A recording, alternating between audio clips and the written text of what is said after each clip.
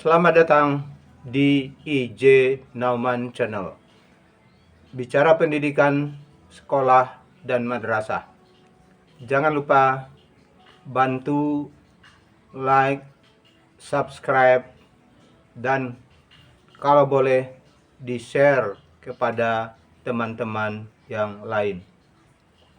Bapak dan Ibu pencinta pendidikan yang saya hormati, salah satu informasi yang banyak menyedot perhatian dunia pendidikan, terutama para pendidik dan tenaga kependidikan akhir-akhir ini adalah informasi tentang ditiadakannya jabatan fungsional pengawas sekolah, penilik, dan pamong belajar, dan dikembalikan jabatan tersebut menjadi guru. Hal itu berdasarkan Peraturan Menteri Pendayagunaan Aparatur Negara dan Reformasi Birokrasi Nomor 21 Tahun 2024 tentang jabatan fungsional guru yang baru saja diundangkan 10 Desember tahun ini. Bapak dan Ibu pencinta pendidikan yang saya hormati, jika dikilas balik, jabatan pengawas sekolah itu sudah ada sejak zaman dahulu. Pada zaman sebelum kemerdekaan, jabatan pengawas ini disebut dengan nama opsiner. Seorang opsiner itu bertugas mengawasi sekolah. Karena itu, seorang opsiner itu sangat dihormati dan disegani oleh para pengelola persekolahan di masa itu. Setelah kemerdekaan, jabatan yang mirip dengan opsiner itu adalah pengawas sekolah, yang dulu masih dikenal sebagai jabatan, ya boleh dikatakan semi struktural, karena banyak mantan-mantan pejabat struktural yang juga berpindah ke pengawas sekolah. Barulah pada masa tahun 1990-an, jabatan pengawas sekolah diakui sebagai jabatan fungsional. Berbagai aturan telah diterbitkan untuk mengatur jabatan fungsional pengawas sekolah itu.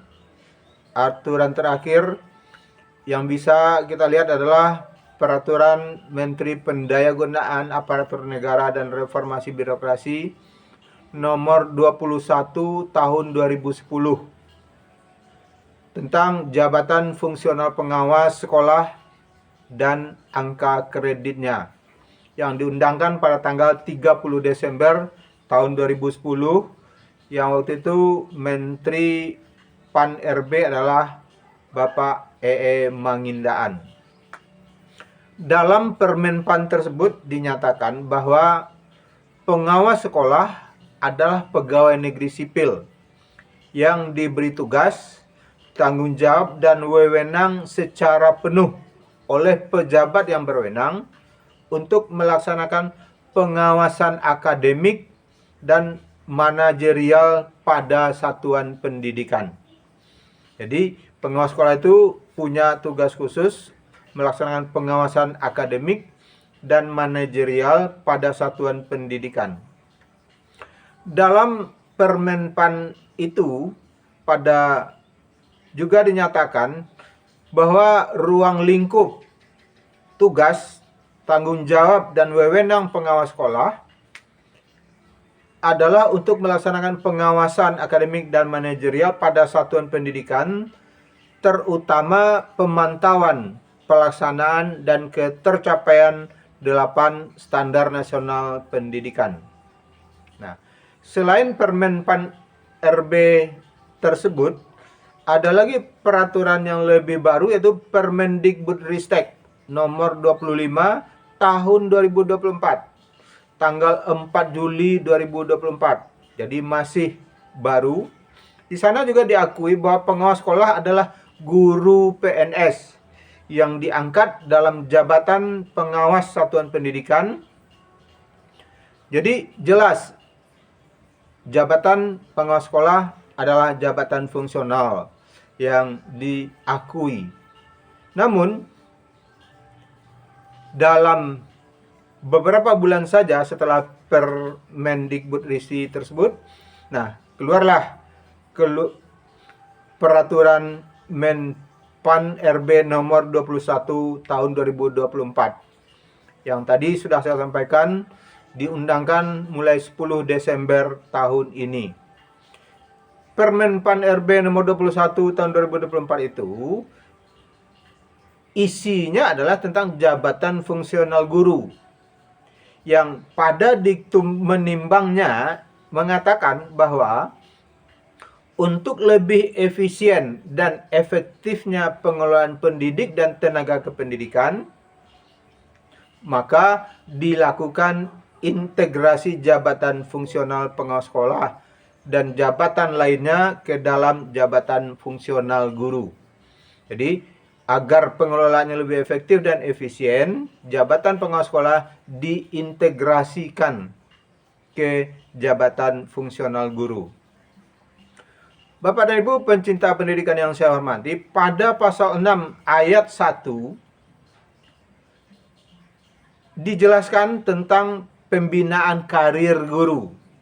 Jadi jabatan fungsional guru adalah jabatan karir. Di sana dinyatakan bahwa guru dapat ditugaskan. Jadi guru itu dapat ditugaskan sebagai A, kepala satuan pendidikan, atau yang dikenal dengan nama kepala sekolah atau kepala madrasah, sebagai pendamping satuan pendidikan. Jadi bisa juga sebagai kepala sekolah, bisa juga sebagai pendamping satuan pendidikan, bisa juga tugas lainnya. Lebih lanjut, pada pasal 10 dinyatakan tentang pengangkatan guru, yang salah satunya adalah pengangkatan jabatan guru melalui penyesuaian. Jadi ada beberapa macam pengangkatan guru. Ada pengangkatan pertama, ada pengangkatan karena perpindahan, dan ada pada pasal 10 itu juga dijelaskan pada huruf C-nya pengangkatan guru, jabatan guru melalui penyesuaian. Ya, melalui penyesuaian. Nah, penjelasan lebih lanjut dari pasal 10 itu terdapat pada pasal 23 yang berbunyi, pada saat peraturan menteri ini berlaku, pejabat pembina kepegawaian atau PPK melakukan penyesuaian jabatan fungsional dengan ketentuan sebagai berikut. Misalnya, sebagai guru untuk PNS yang menduduki jabatan pengawas sekolah, jadi melakukan penyesuaian, jadi PPK itu diberi tugas melakukan penyesuaian jabatan pengawas sekolah untuk sebagai guru PNS yang menduduki jabatan tersebut. Jadi artinya apa? Dan penyesuaian itu harus dilakukan paling lambat 2 tahun setelah permen ini diundangkan. Jadi permen ini diundangkan 10 Desember 2024, berarti paling lambat 10 Desember 2026 semua pengawas jabatan fungsional pengawas sekolah itu sudah disesuaikan menjadi jabatan guru pendamping satuan pendidikan. Artinya, dengan adanya pernyataan tadi, artinya bahwa jabatan fungsional pengawas sekolah yang telah ada sebelum ini disesuaikan atau diangkat kembali. Jadi pengawas sekolah itu diangkat kembali sebagai guru pendamping satuan pendidikan. Artinya apa? Dia meninggalkan jabatan pengawas sekolah itu. Atau bahasa lainnya bisa dikatakan bahwa jabatan fungsional pengawas sekolah itu ditiadakan. Jadi kalau pengawasnya disesuaikan jabatannya ke guru, berarti jabatan pengawas itu ditiadakan. Lalu pengawas sekolahnya diangkat dijadikan sebagai guru dengan jabatan namanya guru pendamping satuan pendidikan. Atau lebih jelasnya adalah pengawas sekolah yang dulu diangkat dari guru. Jadi dulu kan pengawas sekolah itu salah satu syaratnya dia adalah guru. Jadi dia guru, lalu diberhentikan dari guru, kemudian diangkat menjadi pengawas sekolah. Nah, sekarang dibalik. Pengawas sekolah disesuaikan jabatannya kembali menjadi guru. Dengan nama guru pendamping satuan pendidikan. Bapak dan Ibu pencinta pendidikan yang saya hormati, memang terminologi atau maksudnya tugas, kewenangan, dan tanggung jawab tentang guru pendamping satuan pendidikan ini belum kita temukan, mungkin belum ada ya.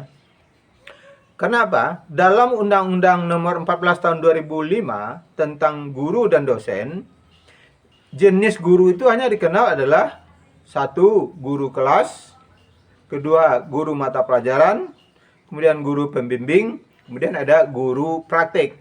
Tidak ada sebutan guru pendamping satuan pendidikan. Nah, mungkin karena ini baru, beberapa pertanyaan mungkin masih kita tunggu jawabannya. Misalnya, apa ruang lingkup tugas, tanggung jawab, dan wewenang guru pendamping satuan pendidikan itu? Mungkin kita masih menunggu juknis atau petunjuk teknisnya, bisa berupa dari Kemendikdasmen atau mungkin dari Kemenpan RB sendiri. Jadi yang jelas, jabatan fungsional pengawas sekolah dikembalikan sebagai guru, atau pengawas sekolah disesuaikan jabatannya kembali menjadi guru dengan nama guru pendamping satuan pendidikan. Nah, kita tunggu peraturan-peraturan berikutnya sebagai juknis dari pelaksanaan tugas guru sebagai pendamping satuan pendidikan ini. Bapak dan Ibu, peserta pencinta pendidikan yang saya hormati, demikianlah pembicaraan pada kali ini. Jangan lupa tonton terus video-video IJ Nauman Channel. Dan jangan lupa bantu untuk like, kemudian subscribe, atau di-share kepada teman-teman atau ke grup lainnya. Saya ucapkan terima kasih. Salam dari saya, Indra Jaya Nauman.